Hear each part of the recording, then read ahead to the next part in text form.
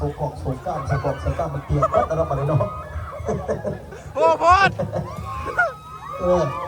ฝนตกนี่เสือซ้อนกับมาลุงโอ้ย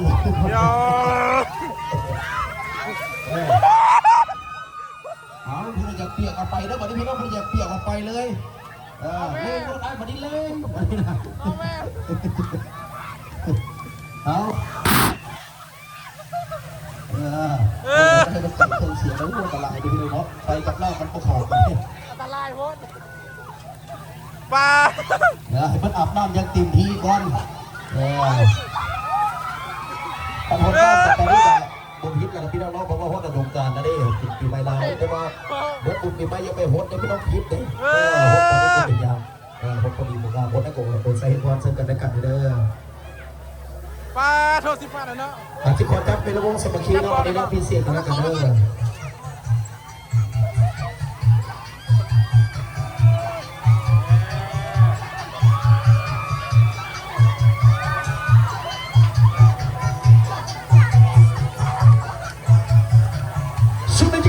ดีเจวงไซพวกเรา1 นาทีด้วยกันแล้วกันเด้อดีเจวงไซหันน้อยเอาผมก็ดีประจ้างมาตั้ง1 นาที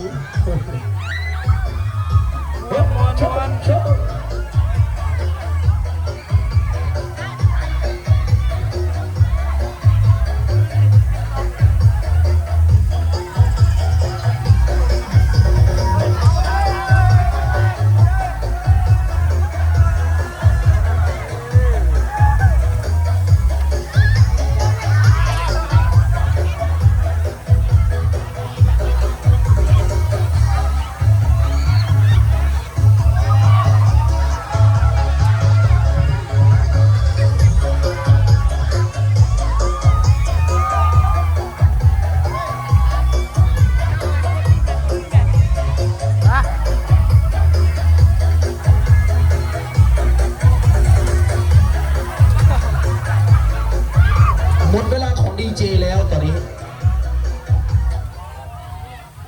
หมดเวลาของดีเจแล้วเขาจ้างมาแต่นาทีเดียว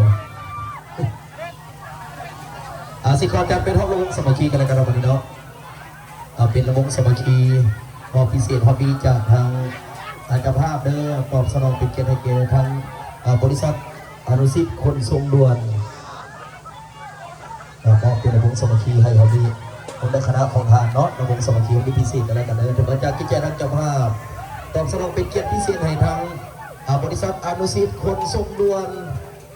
จำกัดผู้เดียวเนาะพร้อมโดยทางคณะทีมงานของเพื่อนน้องวันนี้เป็นระวงสมัคคีห้องพิเศษตอบสนองให้ตามคำขอเลยเราเป็นงานเพลงมันขอแบบระวงสมัคคีแบบเรา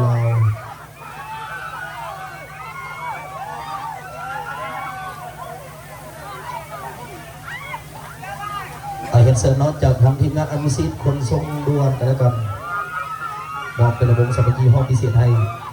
พร้อมด้วยทีมงานของคนเด้อพร้อมด้วยคณะของทางของนี้มอบเป็นระวงสมัคคีห้องพิเศษ